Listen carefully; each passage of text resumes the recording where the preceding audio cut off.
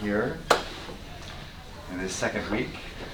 So we're going to look at today a second inference procedure. We have two independent samples. So the first method, we looked at a test statistic and then did permutations to look at the randomizations to look at the null distribution. Today, we look at the two sample t-test with the formulas that are typically used and think about the context of how that model is used and how it gets the inference. Right? Right. So that's what we're going to talk about today. Tomorrow, on Wednesday that is, we'll look at some of the one sample tests that are in chapter 2. Right?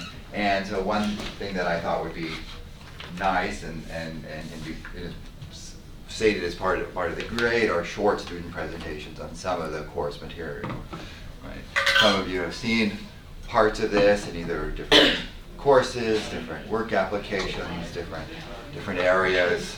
The book, a lot of it's fairly readable in the sense that it provides some context of some examples. It doesn't do a lot of theory derivations. And one thing is just kind of the basic mechanics of doing a t-test for one sample. So if you have matched pairs, you often take differences, and then you're interested, is the average 0 or not? Right? Is there no difference between two measurements on a matched pairs? And so in the book, there is a display 2.6. Right, that kind of goes through some of the formula and mechanics and in an example.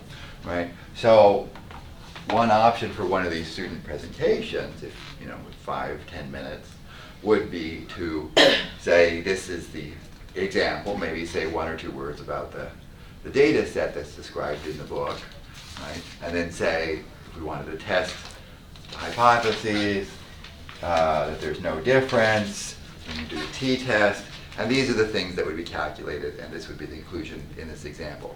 Right? So it's not a presentation of the entire topic, and some of the rest of the class would be going into other details and looking at the probability models underneath it and so on. But for example, this would be something that could be done. I know it's Wednesday, homework due Wednesday, and so there's a bit of other work to do.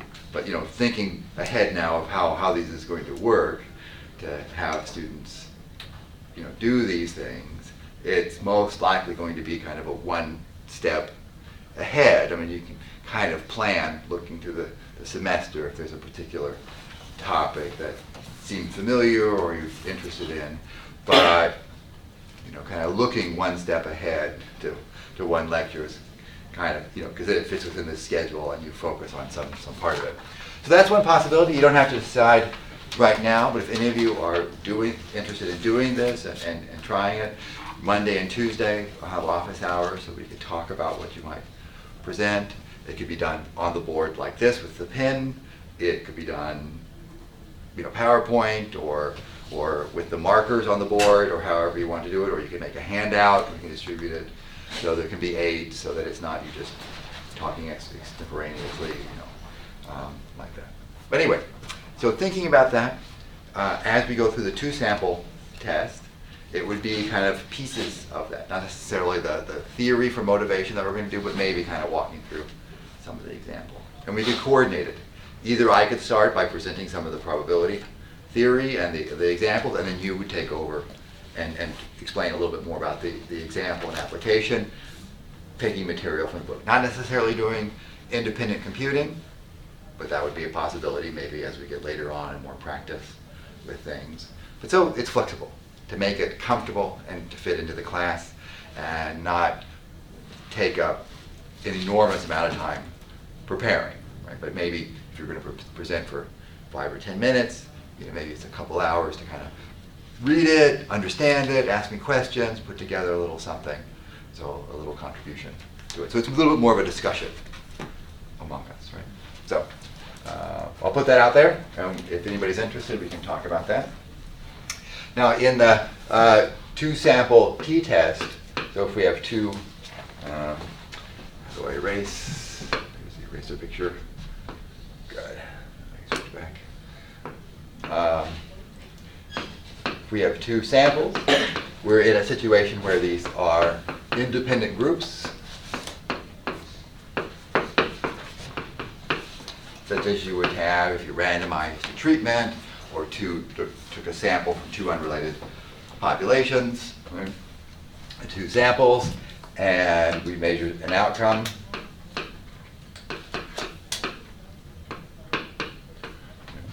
Say yi1 in the first group, I going from 1 up to our sample size of fn1, and yi2 in the second group, in 2, and we have the basic question, are the two groups the same? Bless you.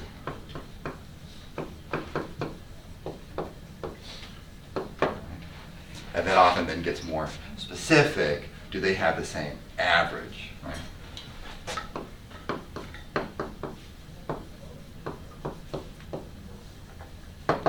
Are the averages in the populations the same?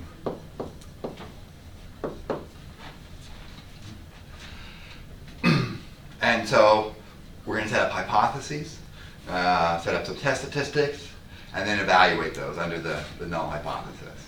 Right? And we've done that using randomization, but we'll do it using some more distribution theory. Right? So are the averages the same? If mu1 is the population, a little abbreviation there for population, average in group 1, and mu sub 2 is the population average in group 2. We're interested in a null hypothesis. Are these two things the same? Right? Or if you take the difference, is that 0 or not?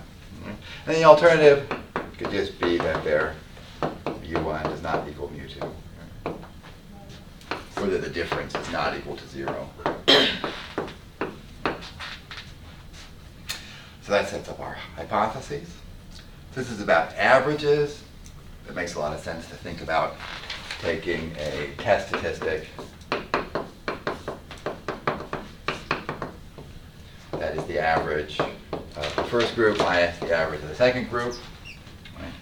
Where these are the sample averages, right? So y bar, say j, for the jth group, so j, it's hard to, is going to be 1 over the sample size and then a sum of all the j goes here, then I goes here. So I going from 1 up to n sub j would be a formula there for that sample average. We do that for the first one and the second one and take the difference and you get a test statistic. And so that's not going to be 0. It's going to be some number different than that. Right, and then we ask the question, is it significantly different from 0? Is it more than simple chance that we get this number and it's different, right? And so to evaluate this and get the distribution of the null, what we did previously was this permutation test. So previously,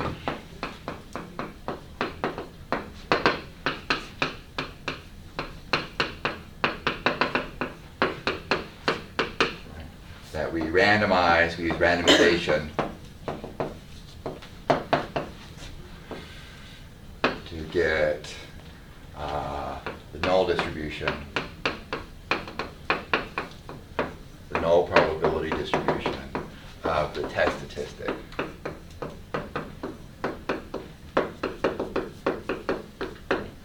And so if we simulate and get a bunch of these things, we're going to get some histogram, not necessarily completely smooth, of the test statistic. So these are the values of the test statistic here. And under the null, since the null hypothesis said it's 0, would be centered around 0. And the question is, where's our actual statistic for our actual data, right? If it's out here in the tails, we happen to get some value way out here, or something, you know, out here sufficiently far, we're going to reject the null hypothesis. Because 0 just does not seem reasonable. If it's two-sided, you know, if either one, if it's just not equal as an alternative, anything out there we're going to reject. But if it's closer, right, we do not reject if we're close in here, right? And we can calculate the p-value. Right? Use all my colors here. I won't write down the full definition of the p-value, but that would be the probability that we're greater than or equal to the thing that we have. So some kind of fractional area out here or down here, or maybe we would calculate it one side and then double it to get a p-value for two-sided. And if that's sufficiently small, less than 0.05 or something like that, right, then that sets a standard and we can make a decision. Right? So instead of randomizing, right, to get that, we'll look at probability formulas to get at this distribution, right, do it more analytically. Right? And that provides another way to evaluate hypotheses and the implied model. You know, the model is one population, they're the same distribution. Alternatively, there are two different distributions and separated, and so that provides a contrast. Right? But any questions about the general setup? Right? The homework really has you go through this and think a little bit about what's extreme, when do you reject, and so on. Right? So what does the theory say? What can we do with probability theory? Right?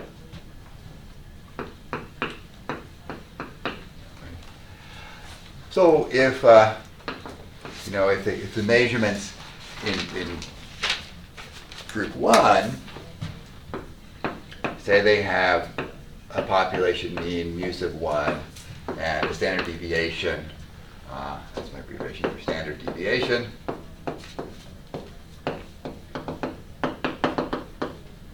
of sigma 1.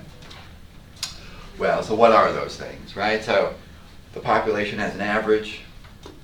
And the population has a spread measured by those two quantities. And so this is a kind of a theoretical average. There's also kind of this theoretical measurement of variability, right? And so populations that are more spread out, that have greater variability, will have bigger values there. We don't have to make any assumptions so far that the distribution's normal or any other particular shape. You have a mean and standard deviation with almost all other distributions. If the and then we're going to take this average. Oops, we don't need an I there. Right, just the average of the first group of those, right? Well, this thing, by probability theory, has the same average as all those individual ones. And if all the individuals are independent of one another,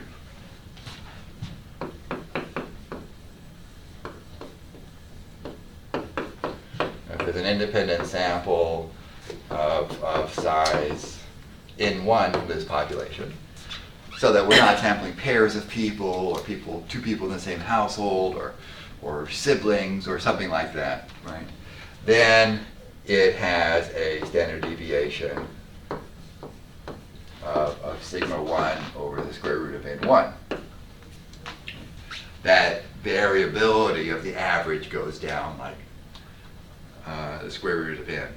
It becomes, the averages are not as variable as the individual measurements, but under probability theory, right, they become narrower. Right?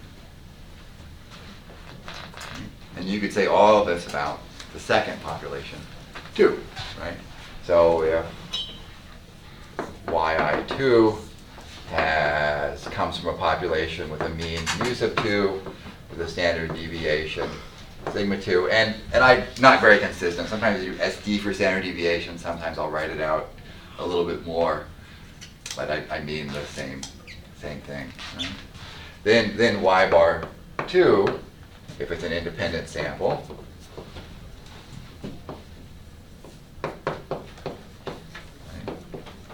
from that population, so that the y two values are not correlated or tied to each other some way. This thing will have a mean mu sub 2, and it will have a standard deviation, I'll write it the same as sigma 2 over the square root of n sub 2. N sub 2 is our sample size, and they don't have to be the same, right? And that says something about these random variables, these summary statistics. Some things about the population then carry over and have implications for what type of values they should have. Right? Typically, the averages from a lot of observations are close to the mean, but there's some spread, some uncertainty related to that. Any questions about? If you had the probability course or had an introductory course with me, we covered a little bit of this. In other classes, like econometrics or some other methods classes, it very well could have been that you've seen some of these summaries. Right? Now we want y bar 1 minus y bar 2. Right? The expectation of this, or the mean of this, is going to just be the mean of the first one minus the mean of the second one. Right? We don't need any other assumptions than we've had already to do that, because expectation is just this linear operator. It doesn't matter if they're independent or not, and you just get that averages work out. Okay? So the average of this will be our population average thing that's in our hypothesis. Right? The variance, I'll write it in terms of variance, of y bar 1 minus y bar 2. Right? Can be more complicated. If we have an assumption of independent groups, though, it's more simple. Right? So there's a y bar 1 group and the y bar 2 group, and they're not tied to each other in a particular way. It's not matched pairs. Right? One, you haven't done something like choose one sample conditional on the other one or something like that.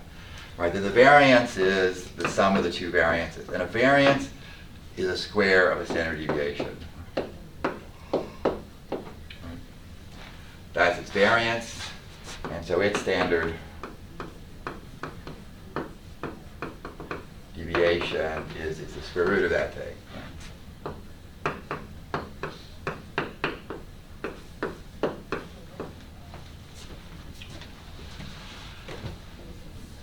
So we'd have the mean and the standard deviation of our test statistic.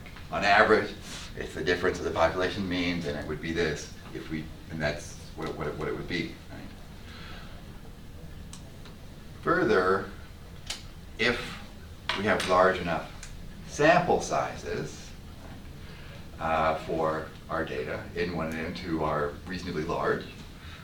A lot of introductory books would say 30 or 40 in each group, but it really depends on the shape of the distribution. If you start out with data that's normal, practically a bell-shaped sample from a bell-shaped population, then you need almost no large sample size at all, because it's already bell-shaped and normal, right? And so the next bar, y bar, would also be normal. And the difference of normals is still normal, right? But if the distribution is really skewed and you have outliers and so on, then it's better to have larger sample size. And that's something that in upcoming chapters we'll look at model assumptions about models, and what impact they have. But the thing here, central limit. Theorem. That extra. So central limit theorem for probability.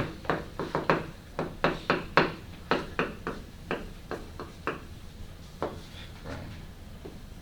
If N1 is sufficiently large, right, then y bar 1 is approximately normally distributed. We'll take just a little bit of time to talk about the understanding of that. And if N2 is large enough anyway, then y bar 2 is approximately normal as well. People might say that y bar is normal, and it's really meaning that it has a normal probability distribution, that the values from random samples based on the sample size look, if you could do it many, many, many times, it would look like they're coming from a normal distribution. And what's more, y bar 1 minus y bar 2, it's approximately normally distributed. Normal.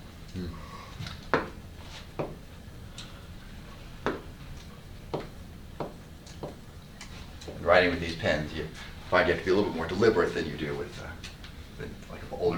like a pencil or ballpoint that kind of merges together, right? So, what are we going to mean by that? Right? Is that y bar 1 minus y bar 2, it's the distribution of this is approximately normally distributed with its mean and its certain standard deviation.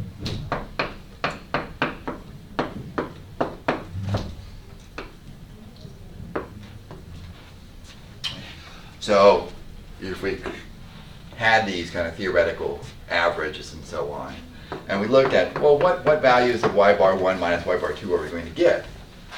Well, we're going to go out and randomly take our sample and compute an average, the difference of averages. It's going to be close to the population average. It'll be kind of centered around that. And there's a certain spread that we're likely to have values that are close by, and as we move further away from there, the chances decrease that we'd see something like that. And the exact probabilities follow a particular bell-shaped curve, the normal Gaussian curve. And so if this thing is, I'll just write SD for shorthand, most observations within a normal distribution are within a couple standard deviations. So kind of the limits of this point out here, right? If mu1 minus mu2 plus about 2 standard deviations of these standard deviations are out there, and this one, mu1 minus mu2, the difference, minus a couple standard deviations, is about 95% of the area under this curve, meaning 95% of the probability of the things you're going to see are out there. You could see things that are more unusual, of course. It's possible, but it's unlikely. All right, it's less likely. And so, if we knew these values, if we knew the variances, we could go a little further in saying what the null distribution is. Right? If the null distribution, null hypothesis says that's 0. Right? So this whole thing is centered right on 0. Right? And if we knew these variances, we would have, and reasonable sample sizes using this normal probability distribution, we can calculate probabilities exactly. So for now, right, if sigma 1, sigma 2 are known, under the null hypothesis that mu1 minus mu2 equals 0, the null distribution of our test statistic y bar 1 minus y bar 2 is a normal distribution, centered at 0 with a certain standard deviation.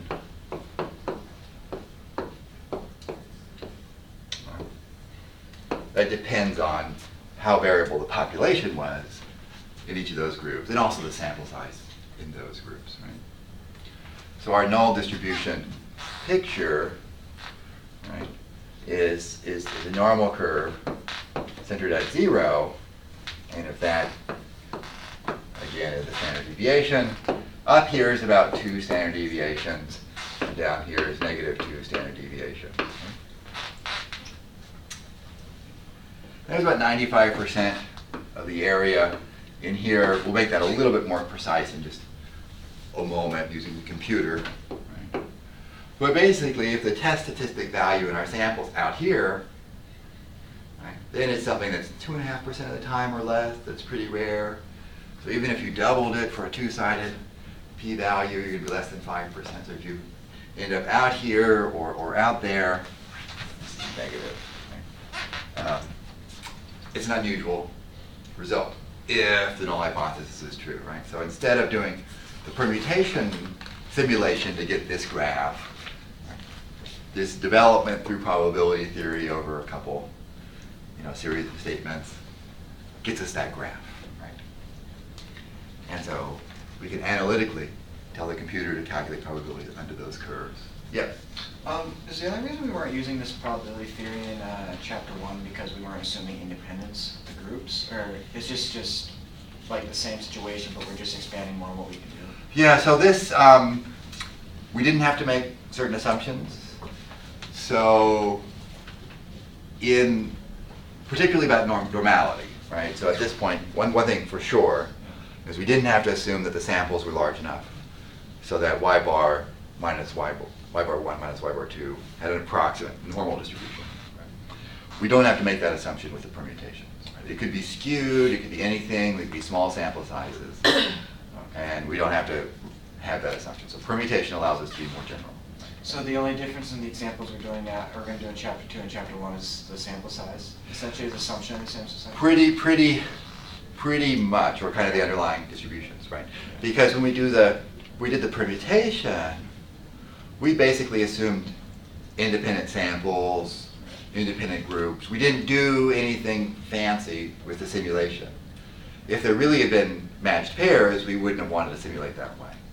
Or, something like we took a systematic sample somehow from the population, right? So say, where would you be able to do that? So say you were looking at, tax returns of companies this year, but you have last year's tax returns.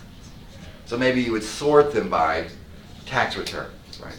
And then instead of taking a random sample, a systematic sample would take like every 10th one, right?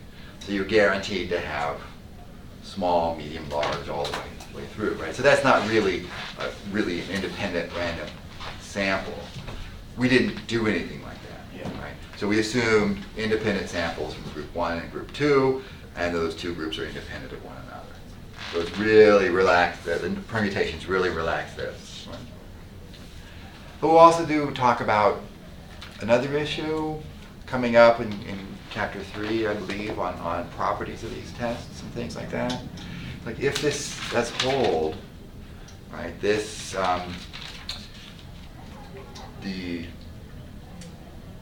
well, I guess they're both still using y bar 1, y bar 2. So yeah, it's mostly getting at that issue, right, yeah. Okay. Sometimes you can do a little bit more with the formulas, right? So if you have these formulas, we can do a little more with sample size planning and calculating power, of, the chance of rejecting the null hypothesis. So we can do a little more analytically with the formula, right? Before implementing this, there's the wrinkle that we don't actually know these two things, right? So we're going to replace them with sample values, right? So essentially we estimate sigma 1 and sigma 2, right?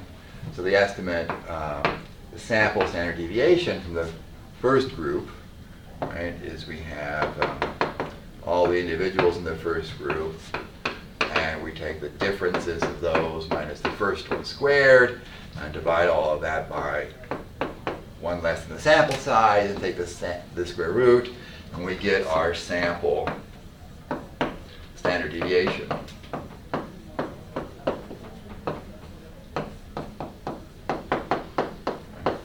Of the values, and so that is the typical estimate of sigma 1. And similarly, we'll get the S2, but using the second sample there, right? And the t-test, right? One way of doing it, that's kind of the classic way that has some advantages, is you can estimate both of these things. If we assume that the two standard deviations in the population are equal population standard deviation. deviations.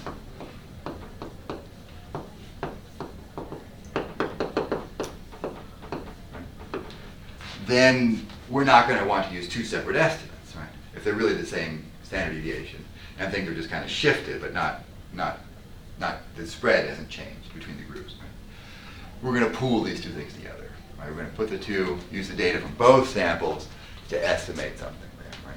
Generally, in estimation and in models, if you have fewer parameters, things work out better because you have more information per thing you want to estimate. If you're trying to estimate a lot of things from your data set, there's more uncertainty, right? More variability. Right? So we're going to pool this together. The pooled one, it might be just give S of P or pooled estimate of these things together. We're going to take a weighted average of the two variances. For technical reasons, we end up putting the variances together. Maybe you could just average those and that would make some sense, right?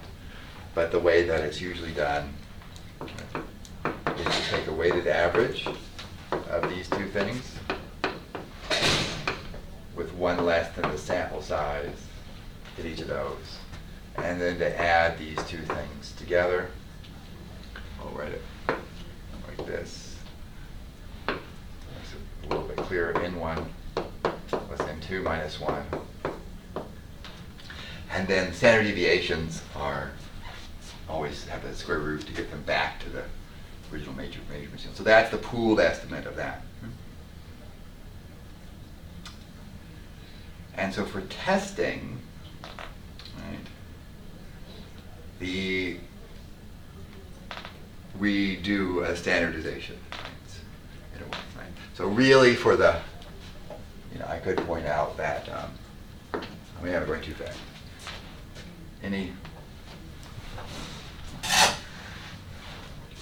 So this is kind of a step along the way. Right? Compute the two standard deviations, pool them together. Right? And the way we really evaluate, right, the normal curves is to subtract the mean and divide by the standard deviation and put everything back on a standard normal scale. Mean 0, variance 1. So there's a standardization for z-score. Right? And so what we do here, our test statistic that we use in this case, it's called a t-statistic. Right? Our t-statistic, most people just write t. I like to emphasize that it's a t-statistic because there's also going to be a t-probability distribution. Right? So we're going to take our thing we had before, our test statistic, right? The null hypothesis is 0, so you can think about subtracting whatever the null hypothesis is. It doesn't make you change the value in this case, but in other cases we might be subtracting something. Right? And then divide by the estimated standard deviation of y bar 1 minus y bar 2, which is usually called the standard error. Right? And so we're going to put our pooled estimate for sigma 1 in there, sigma 1 squared, our pooled estimate for sigma 2 in there, and the square root of that whole thing.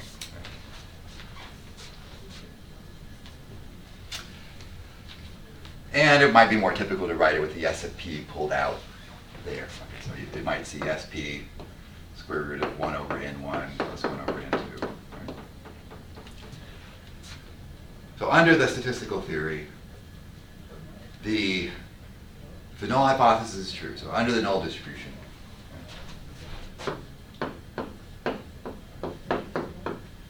under the null hypothesis, and all those assumptions that we made about statistical theory, the t-statistic in repeated sampling, if we could compute it over and over again, randomly sample from that population, has a t-distribution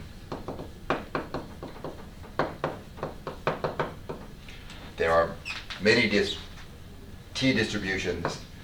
They're indexed by sample size or something like sample size called degrees of freedom.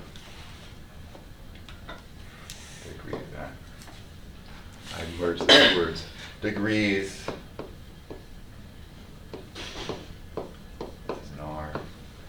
freedom, which tells you exactly which shape it is mathematically. And it matches that denominator related to that one. Right? So the t-distribution is going to be bell-shaped. It almost looks like a normal curve, but it's a little wider. And it's a little wider because we're putting in these estimates in there. And this is an exact result from probability theory. If you have two independent normal samples, and calculate all these statistics, then the probability distribution for this statistic is a t-distribution. And if it's extreme under that, in the 5, upper or lower tails, we'll reject. Right? So there's some assumptions, some more procedures, but essentially it's really trying to do the thing with the permutation, right? Get out that sampling distribution that we're going to do. So what we'll do is look at an example. Right? For that. But any questions about that? A lot of details, right? But if you've seen it in an introductory statistics class, t-test, you might have seen a little bit more procedural view of doing it. But there's that theory under there. So we'll look at this first case study that they have in chapter 2 about Darwin's finches. So these were finches on the islands where Darwin studied. And some were measured in 1976, of course, this is modern era, and then others 1978, right? And between the two, there was a drought. So there's 1976, and then a drought, and then the next generation coming along. And so the question is, did that drought impact some development of the bird in physical characteristic? And this depth, right, is a measurement of the physical characteristics. The depth of their beak length and so on. And so here's a bunch of measurements for those. This is a bunch of measurements in 1978, so a fair number of them. Right? And the question is, are they different? You can see in the 1976s, there's some 6s and 7s and 8s. Right? In the 1978s, there's 7s are the smallest and 8s. So, it's kind of, that's only a few points. You must start to maybe imagine that there's some difference there. So in R Studio,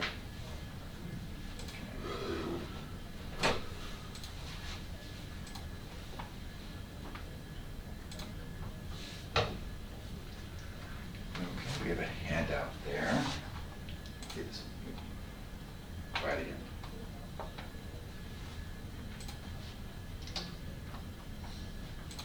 Start our studio. And then, so this is, see some things here. I'm interested in this R script. Click on that, there it is. Right? So, I'll skip that for now. So in terms of the normals, there's some commands for looking at normal distribution. So we'll do a couple preliminaries and then look at the example, right? So the quantiles, that Q there, Q norm, gives the quantiles of a normal distribution. So Q norm, let's say 0.95, returns a value z such that the probability that a standard normal, normal random variable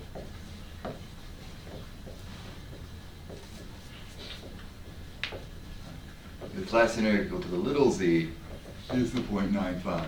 So whatever probability you put in here, right, is going to return a normal value such that it has a certain area under there, right? So a standard normal has mean 0 and variance 1, and so this is going to give you this little z value that has 95% below put 0.95 in there. So this command, so what's a 2.5% lower tail? Well, that's about negative 1.96. What's the median of a standard normal?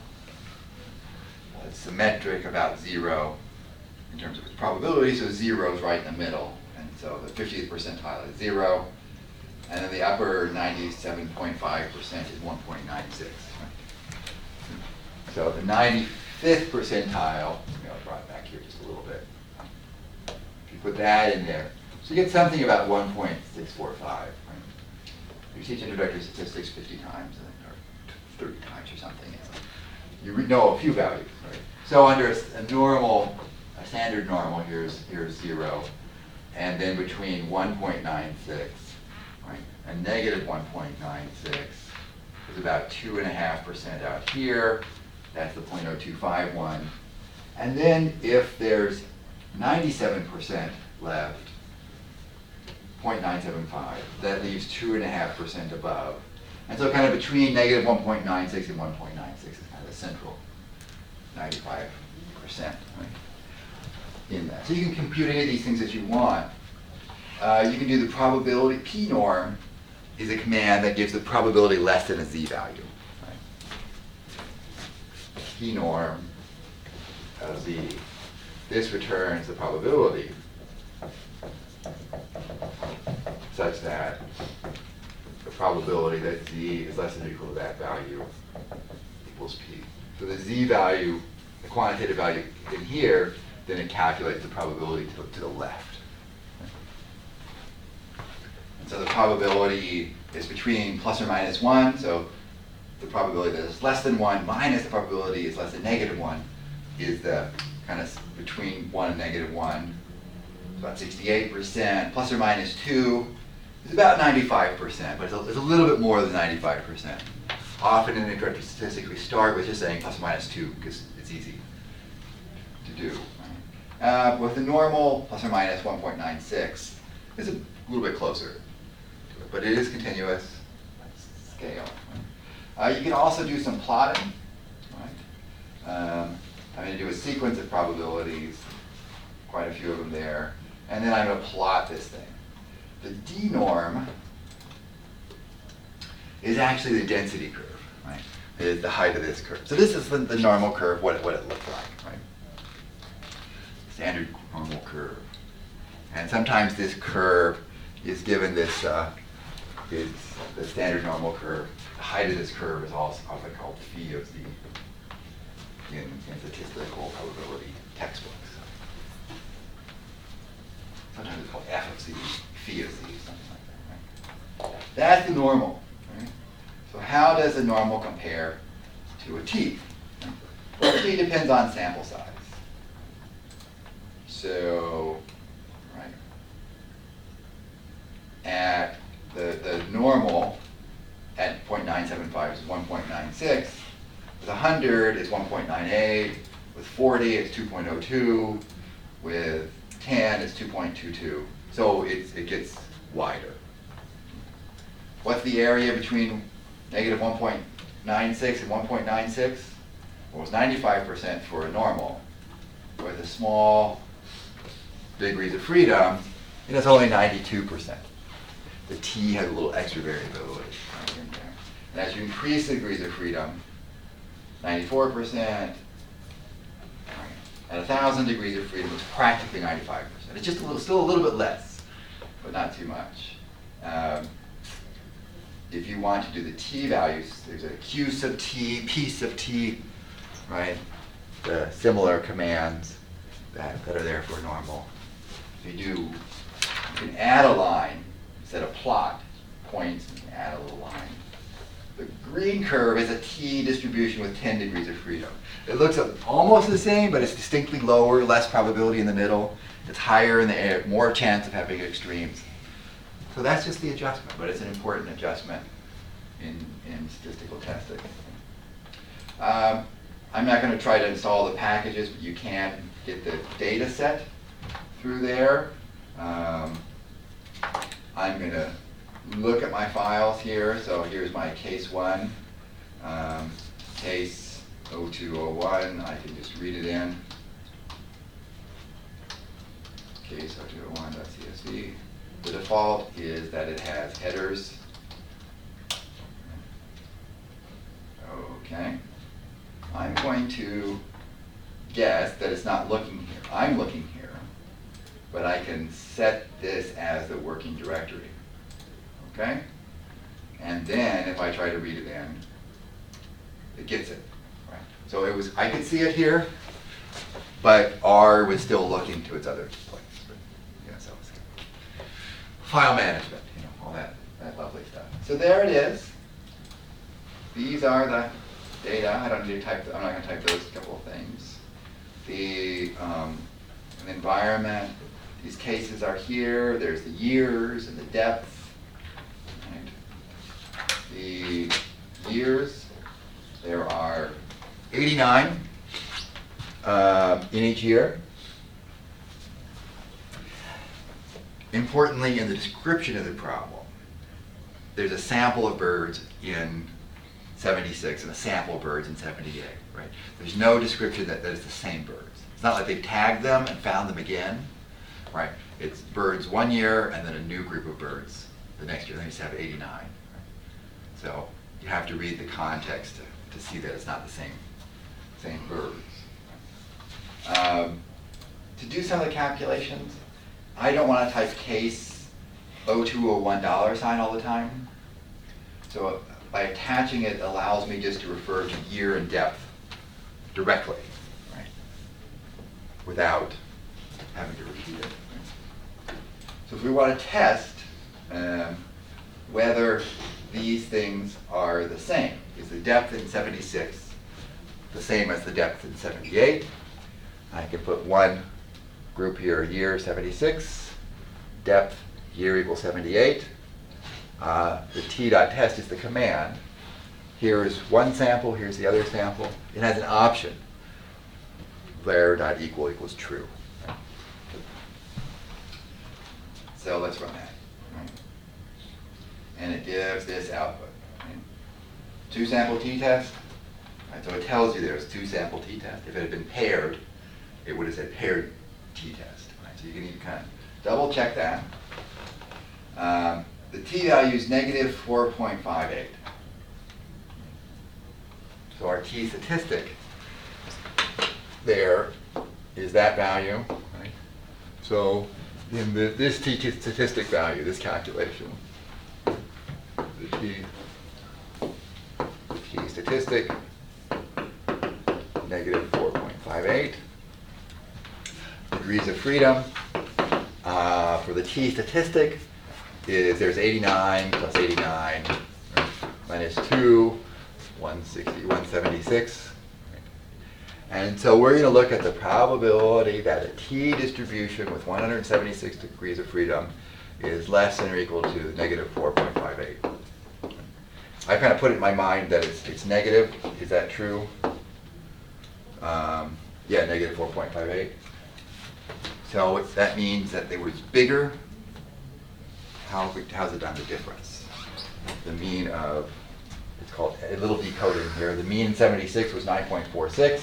The mean in 78 was 10.13. So if the drought happened before 76, and then it wasn't a drought before 78, it's smaller in the drought year and bigger in the non-drought year. There's a little decoding to figure out how it's going.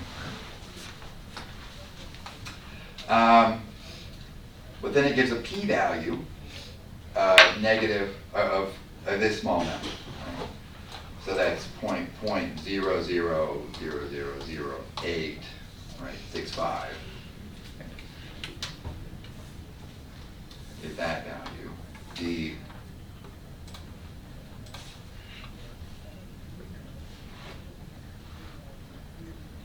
So the QT function, if we wanted to, right? The QT function, oh no, the probability, the function, right? The probability that it's less than negative 0.58 with 176 degrees of freedom is that, but they've multiplied it by 2, and I haven't kept all the decimal places, right? 5833, that's pretty close to that. because they'd say, well, because the basic question, is it different? Right? So if it's very small or very big in comparison, it's different. Right? And so based on that, right, we conclude, yes, it is significantly different. These two populations do not look the same based on that. Right? And that's the t-test, right, kind of the mechanics. If you wanted to do it by hand and not use that thing, depth, these are the codes to kind of do that same test, right? If you want to get the depth in 76, the depth in 78, the sample size in 76, the sample size in 78, well, since it's 89 in both of those, these are numerical values of length 89. What's the average? Here's the average of one group, the average of the other group. You can see them up here. What's the standard deviation of the first group, standard deviation of the second group? They're not too much different. 1.0 versus 0.9. That's pretty reasonable for saying, treating them like they're the same for things. Pooling it is this thing. Right? The standard error is the pooled one over the sample sizes added together. And now our t-statistic is the difference in the means over that standard error value. Right? That's kind of standardized, right? There we go. The t-statistic. This is 4.58. Now I've done it different, right? I did the larger one minus the smaller one, so I happen to be positive. Right. Degrees of freedom is 176. And this funny thing here, right? So you don't necessarily know if the t-statistic is positive or negative, but if you take the absolute value, right, it treats it as if you're on this side up here. Right? You take the probability you're less than that, that's what the piece of t does, and 1 minus that is this little tail. So you kind of force the computer to do what you want, give you what you want. Right? And then I take 2 times that, whatever that little tail is up there. If it was a one-sided test, you might not do that. Right? But so anyway, this value then is our p-value. Very, very small. Right? So we can reject that. If you do you could do it with a permutation. This is what we did before. Hopefully the permutations, right, end up giving quite a, that's a fairly strong p-value. It's really small, right? If you run the simulation here, these are the simulated ones under the null hypothesis. Kind of bell-shaped. Right? That's what, the t-distribution is bell-shaped, and that's not too dissimilar from that. And our observed statistic, y bar 1 minus y bar 2, is clearly off the scale. Right? We did, 10,000 replications, and none of them were bigger than that, I don't think, or very few. Any of them? Oh, none of them were, right? So it's 0. Right? Which we say that to that degree, that's a similar strength of a finding, right? They kind of go together. There's not really many outliers or extreme points on the beak lengths anyway. So 89 in both groups should be perfectly fine for the 2-sample t-test. And that's a little more concise to report. They kind of tell the same conclusion, right? So these populations really are quite different. But any questions about?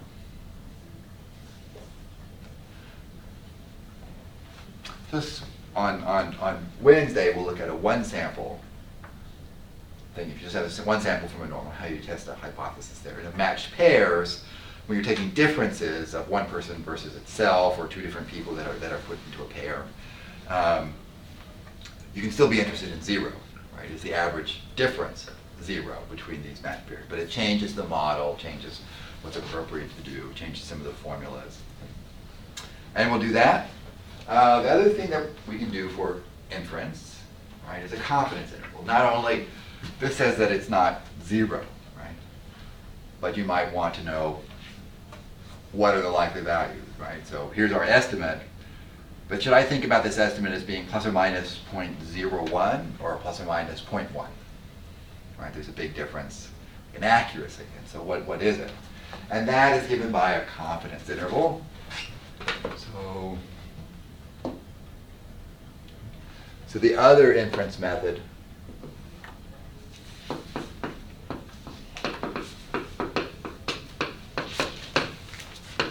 we often will employ, the confidence interval.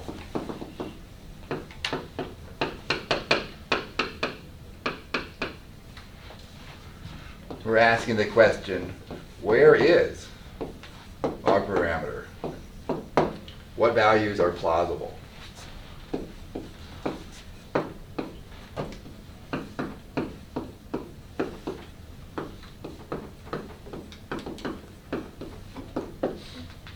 And so this doesn't really have a null hypothesis per se, right? But using the probability theory, right, we would write y bar minus y bar 2. Its sampling distribution is a t distribution with 176 degrees of freedom in this case. And we look at, extreme tails. So this is a little multiplier. We can talk more about this next time, but times the standard error. Right? At y bar 1 minus y bar 2, we estimate the standard error. But just like in a normal, right, we think that you could be 1.96 plus or minus away, and that's because of the scale factor to multiply. In a t distribution, it can be a little bit wider, 2, 2.01, 2.02, depending on sample size, to get the confidence interval. Right? And that becomes a statement. In R, we get that for free with a t-test command. Right? The t-test command gives this 95% confidence interval. So it looks like our difference of those two things, right, 10.14, 9.56, looks like it's about 0.5 about. 0.5 difference or so. What's the likely magnitude? How accurate is that? Well, it looks like negative 0.4, approximately negative 0.9, something like that. Negative 0.38, negative 0.96.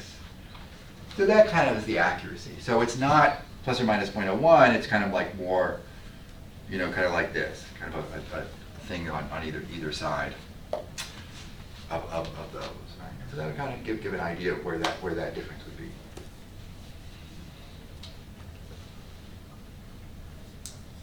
And that comes out of the probability theory model. Like, we eventually will look at a way of getting that confidence interval without having to do probability theory. We'll look at a bootstrap method to resample the data and produce standard errors in another way, but also get at that estimate.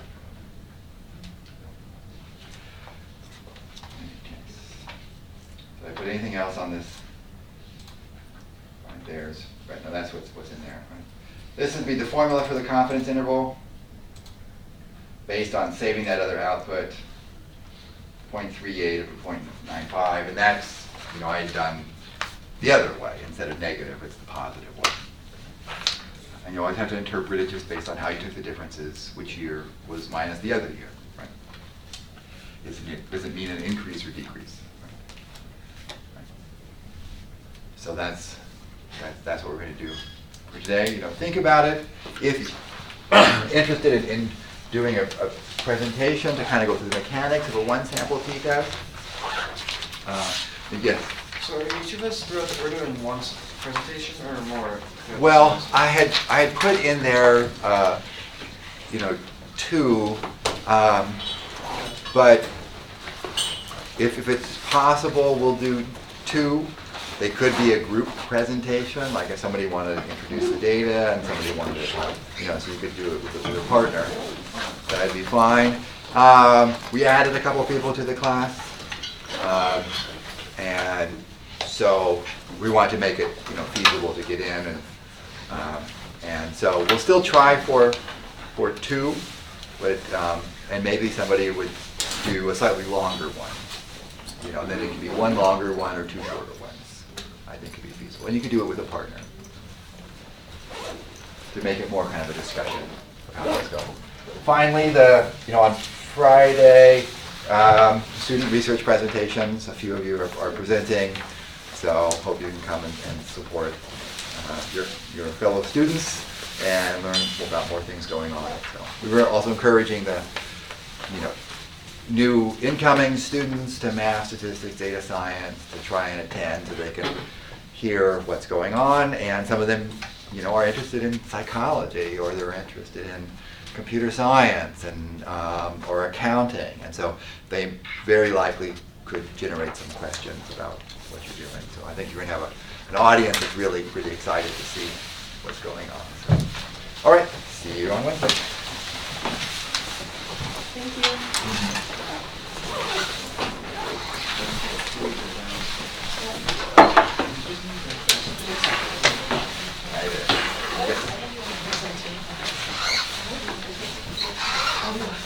QT, so kind of the corresponding thing to Q normal, it's a quantile for Q normal. So it's going to be the value of T value that has 97.5% So for normal, it's 1.9. So these values are going to be a little bit bigger. Yep.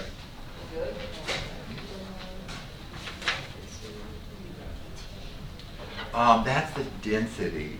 So like this one is the density curve for the norm for the T.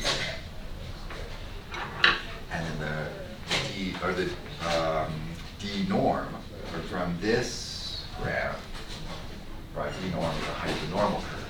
And DT is the height of the T curve. It's a little bit lower in the middle, a little bit higher in the ends.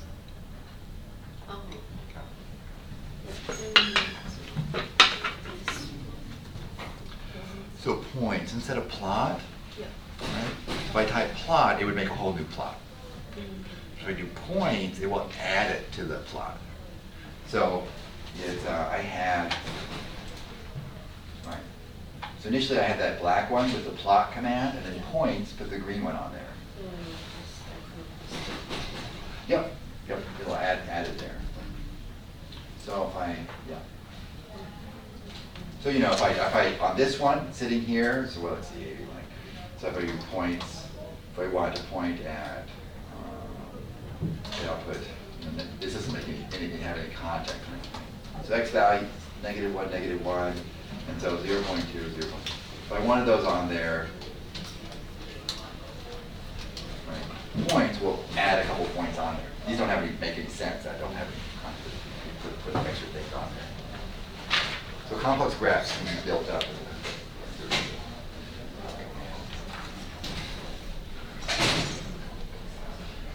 Yeah, that's going to be like the permutation simulation. We wanted it, right? So we had 178 birds. That's 89 in one group and 89 in the other. So we're going to pick 89 birds and call them sample 1. And they're all going to be different numbers, different rows, different birds. And then the first group, sample S, is in the first average. And then if you take those sampled out and use all the others, that sample is good.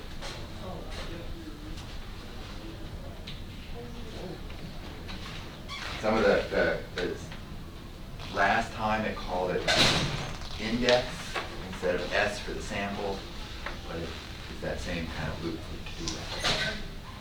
Okay. So on the first homework, there's,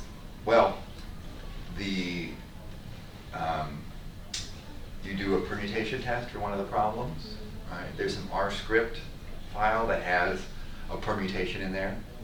So when we need to simulate the sampling distribution or the null distribution, right? This one doesn't have a simulation because we're using theory. This one has the simulation for the permutation. I do kind of now after class and then before my next class.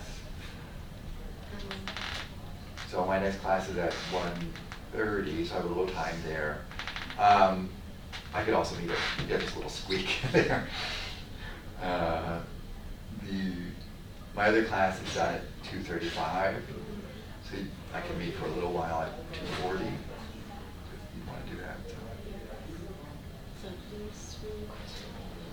Yes.